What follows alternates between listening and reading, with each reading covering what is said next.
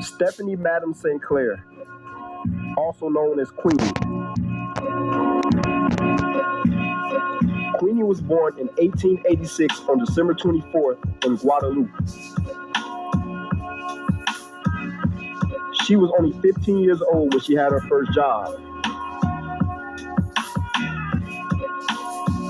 She was hired to be a maid by a very wealthy family, where she was raped repeatedly by their son.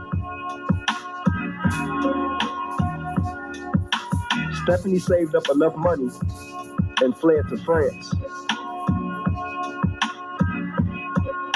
Later, she arrived in New York in 1912. Queenie was never soft, a punk, or a pushover. A man named Duke was the love of her life, and he tried to prostitute her. She stabbed Duke in the eye with a fork, and she left New York on a bus. The very next day, the bus was stopped by the KKK, and black passengers were beaten, raped, hung, and set on fire. Stephanie was gang raped by the KKK.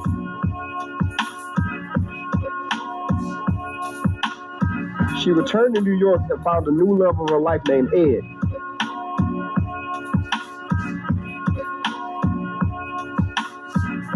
I've read many books and done a lot of research, but it's unclear how she came up with $10,000. Somehow she managed to come up with the money, and she wanted to start a business.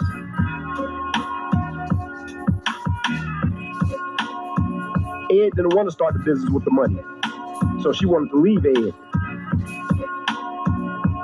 Stephanie and Ed get into a fight.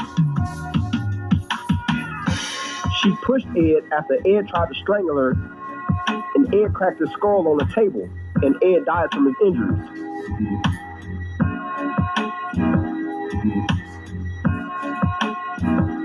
Stephanie was ready to get into the male-dominated numbers game. Once she got in the game, she rolled fast. Stephanie started making over $20,000 a year, which was a lot of money in the 1920s. Then she skyrocketed to over $200,000 a year. She hired Bumpy Johnson as her personal bodyguard in 1924. Bumpy escorted her to classical concerts, jazz nightclubs, and wherever else. In some books, they say the two was actually sleeping together. Stephanie started killing the numbers game. Then here came Dutch Schultz. Dutch Schultz came in and hired the #1 enforcer in Harlem at the time, a man by the name of Bub Hewitt. You see, Bub was the man before Bumpy. Go back to my first documentary on Bumpy Johnson and listen to what I said about Bub. Now let me take you back to when the two first met.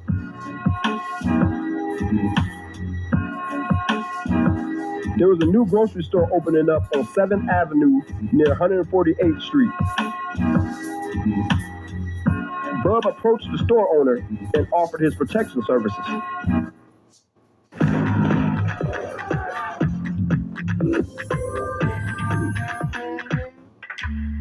My ED definitely made me feel broken.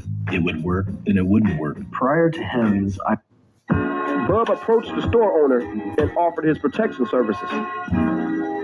To his surprise, the store owner said he already had protection. Bub said, "Who?" Then the store owner pointed to Bumpy, who was leaning on Bub's black Lincoln at the time with his arms crossed, staring at Bub through the window.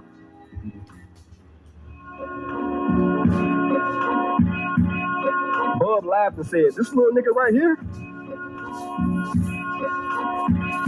Bub went outside and yelled at Bumpy, "Get up off my car, little nigga. Do you know who I am?"